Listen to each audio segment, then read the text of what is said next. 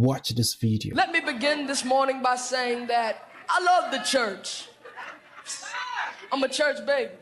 I love the songs, I love the singing, I love the shouting, the worship and the adoration.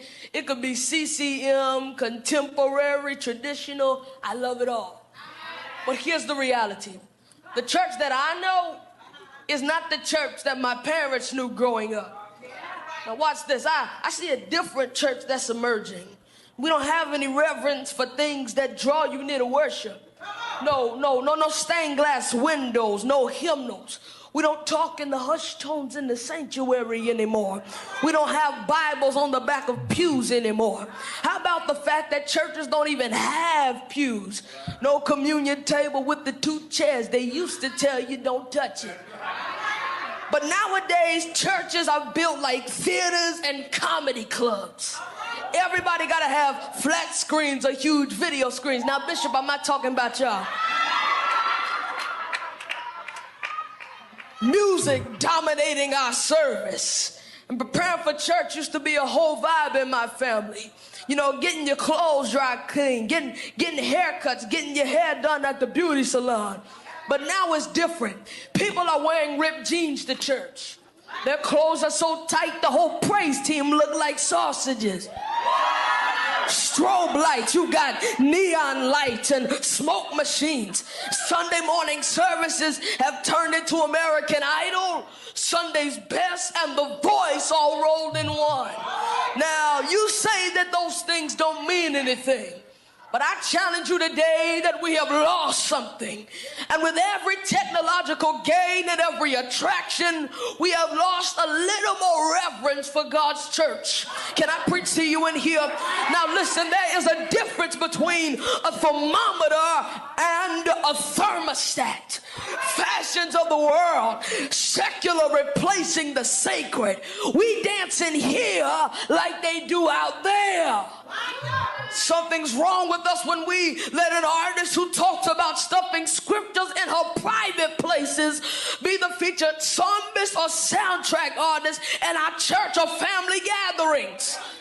The book of Malachi calls it polluted bread on the altar. Now, you can eat it, but it's poison. And the Bible said that there's a way that seemeth right unto a man, but the end of that way leads to destruction. And in the Old Testament, when the ark of the Lord was returning from exile, a man named Uzzah was killed because he tried to keep the ark from falling off a cart pulled by oxen. And week after week and Sunday after Sunday, we don't experience the glory in the church because the presence of the Lord is being pulled by people who live like animals, but they want to pull the cart. Now listen, we're good at performing. We're good at being hypocritical. Even the word hypocrite means actor. The problem with us is that we act just to keep people in the seats. We don't see the glory no more because we turned to tricks to keep the people coming into the church. Now listen, I'm just a young man, but I'm noticing that this is a strange time in the church. Everybody gets offended. Nobody likes to be corrected. Nobody reads their word anymore. Preachers are repeating YouTube sermons. The Bible is not the authority in these so-called Christian churches anymore. These so-called Christians are carrying crystals. They burn sage. They manifest it. They have spirit guides. And we are creating our own theology. And in the meantime, mosques and masjids are growing because somebody really wants a standard. You got to give it up to the Muslims. They're giving up makeup. They're giving up flashy clothing. They'll stop eating pork. They'll even take off of work for a prayer meeting. And the problem with us is the church has become so preoccupied with accommodating the sinner that we have lost our standard.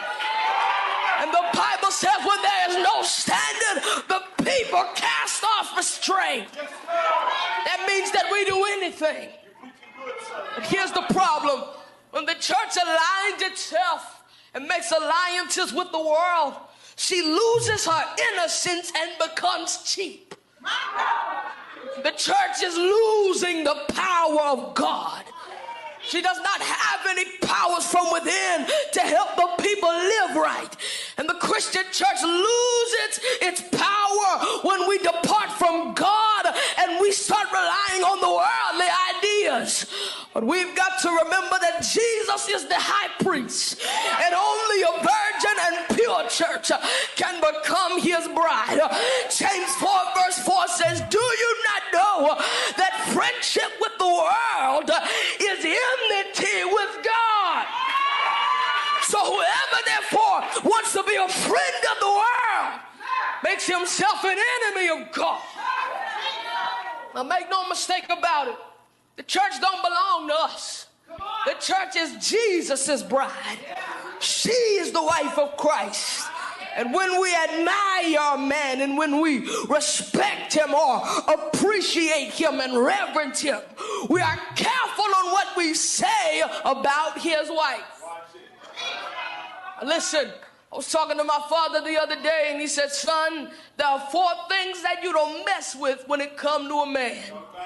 A man's mother, that's the first one. A man's money, second. A man's children, and a man's wife.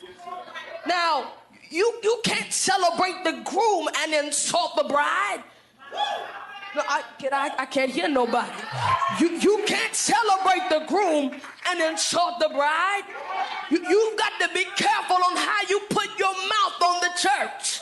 People nowadays are running along and saying that the church is this or the church is that. If this video bless you, subscribe now.